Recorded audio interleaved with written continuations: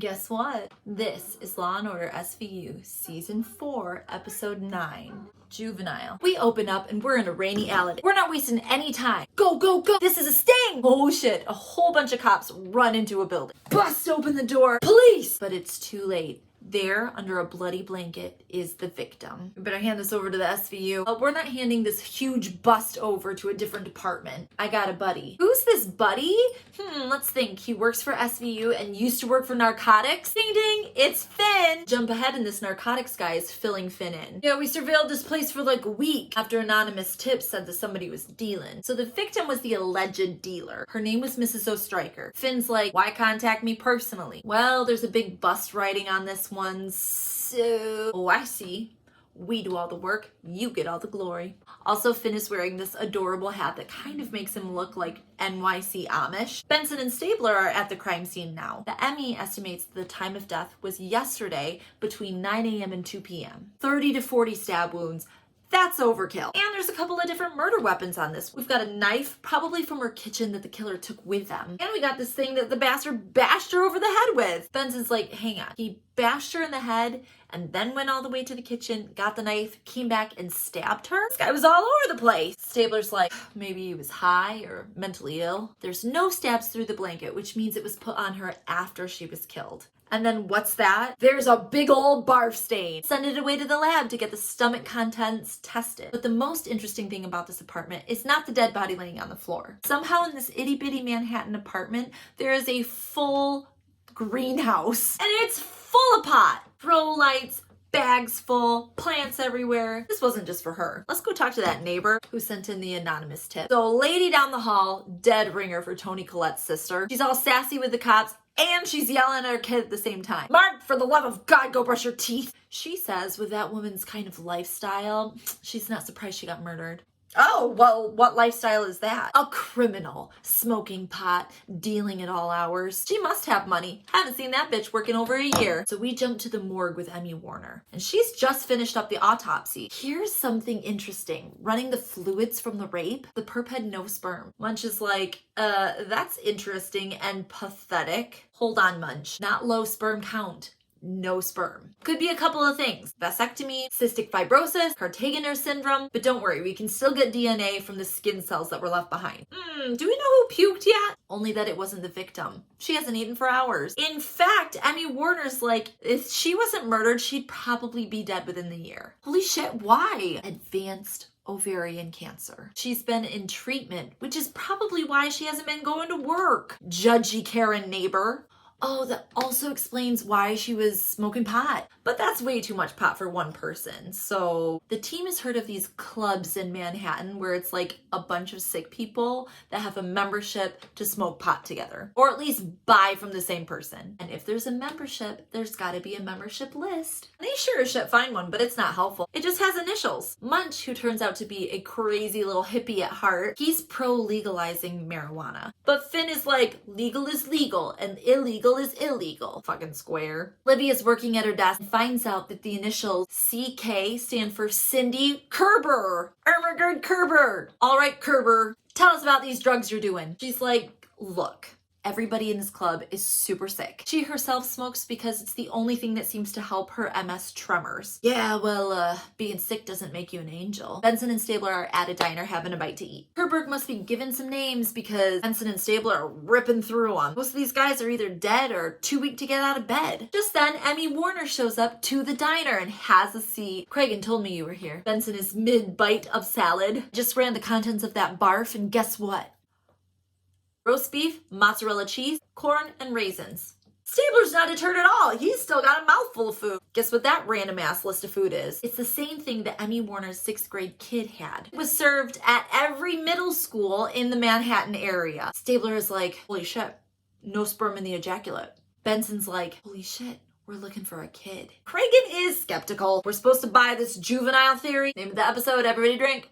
Huang says it makes sense. The murder was chaotic. A child wouldn't have any idea of anatomy, so he just kills how he feels killing should go. And that rape was probably just sexual curiosity. So the bad news is there's not a lot of profiling you can do because teenagers are all over the place. But what else do we have? Well, the perp likely committed the crime close to his house, his comfort area. Ooh, what about that tipster neighbor? She had a kid. Maybe he heard his mom talking about a drug dealer and thought he could score some quick dope. We head back over to Miss Lazinski's house, and Mom's like, Mark didn't see any killer. He was in school. Just then, as they're talking about him, Mark walks through the door behind them and just awkwardly stands there, even though they're talking about him. Have you seen him with anything new and expensive? Yup. An MP3 player. Mark says it's from a guy named Jeremy. He's a total geek, always trying to buy friendship. This little shit Mark also says there's no way that Jeremy killed that lady because he's not that cool. So Benson and Stabler head over to Jeremy Bryce's apartment. Nobody's there, but there's a whole bunch of kids in line for the bus. Anybody seen Jeremy Bryce? Jeremy Bryce? This big dumpy kid turns and starts to run away, but he only gets like one shuffle before Stabler just puts his hand on his shoulder. We just want to talk to you. But what's that on his coat? Looks like blood. We jump to the interrogation room, and Jeremy's sitting with his mom. Benson and Stabler ask him about the MP3 player. You gave it to your buddy Mark, didn't you? Mom's like, I gave that to him for his birthday. Shit. Change of tactic. Jeremy, do you know Susan O'Striker? No. Went into her apartment, did you? I didn't go anywhere. Well, here's the thing. We found your fingerprints in her apartment. No, you didn't! Craig and Cabot are watching from the other side of the glass. This kid is so typical, thinks if he denies everything, it'll just go away. Just then, Finn pops in, and the labs are back. The blood on Jeremy's coat matches the victim's blood. Cabot's like, well, it looks like your job is over. Not so fast. The rapist was type B blood. Jeremy's type O. What? So there's two? Okay, then what about this little shit Mark? Nope, his alibi checks out. Cabot, can we hold off on charging Jeremy as an adult for like 2 seconds while we figure out what the fuck's happening? An adult? Because Jeremy is 14, and that's 1 year older than you need to be, baby. Sure, I'll get him remanded to family court. So Cragen wants to find out who are this kid's friends. Turns out he didn't have any friends. Munch says, we're gonna need a list of boys that were absent the day of the murder and their locker numbers. So we jump to the hallways and they're snapping padlocks. And in this locker, guess what the fuck they find? Susan O'Striker's wallet and a bloody knife. The principal is weirdly chill about this.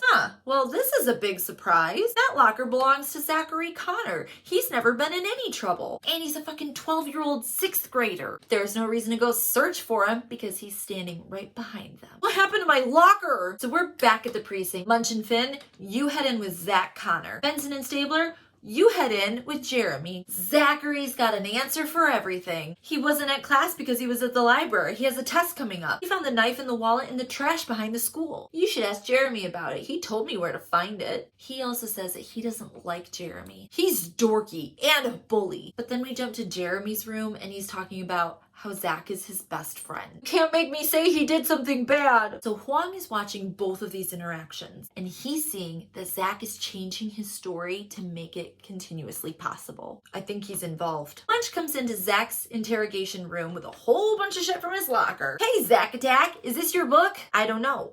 All books look the same. Okay, smartass, is that your name in it? Yeah, I thought so. And this CD with your name on it and this sticker with your name on it? You're smart. Do you know what all these things have in common? Your fingerprints. That's where else all your fingerprints were. In an apartment with a dead lady. The music swells. It was Jeremy. He killed her. Cragen busts into Jeremy's room and flicks on the screen. Hey, you're gonna wanna see this. And there, dumpy Jeremy watches his best friend rat him out. His mouth just falls open. No, that's not what happened. Then tell us what happened. He says they broke into the apartment because Zach thought it would be cool. When she came home, it surprised them, and so Zach bashed her over the head. He started screaming at me to get a knife. When he came back from the kitchen, Zach was on top of her, raping her. Then Jeremy hands over the knife and Zach stabs her a whole bunch of times. There was so much blood. I barfed. He's bawling. I'm so sorry. Benson said, who covered her up with the blanket? I did.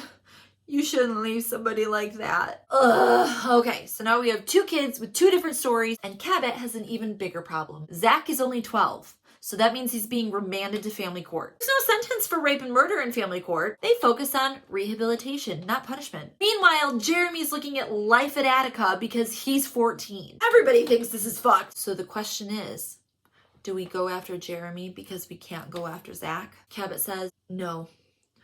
I recommend that we move him for family court. I think that's the right choice. Good for you, Cabot. But in the next scene, Liz fucking Donnelly, Cabot's boss, barges into her office. The DA is seeking an indictment against Jeremy Bryce. Charges are felony murder and burglary 1. What the fuck? I big time disagree. Liz Donnelly doesn't fucking care. Are you really morally against prosecuting this case? Yes. All right. Then I'll do it. No, that's worse. Next, we get to meet Gina Bernardo. She's a little firecracker public defender, and she's going after not guilty by reason of mental defect. What defect? His 14-year-old brain. They fight it out in the judge's chambers, and the judge says, yeah, all right. You can use that defense. So then we jump to the arraignment in front of the grand jury. Liz Donnelly's kicking ass all over the place, and it's a huge bummer that it has to be under these circumstances because otherwise I would just love watching her all day long. We've got Jeremy Bryce up on the stand, and he's super sympathetic. Gina Bernardo's like, do you know the difference between right and wrong? Yes. Okay, so what's worse? Watching somebody do something terrible or tattling on your best friend? I don't know.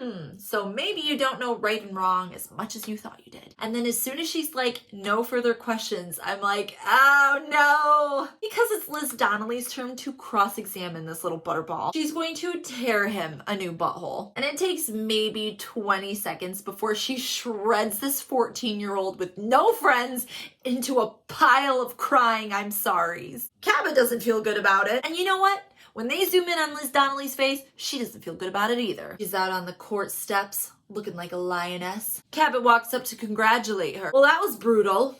Destroying a child on the stand is not the highlight of my career. She wants Cabot to call Zach as a witness. You put Zachary Connor on the stand, he's just going to lie. Well, I'm not questioning him.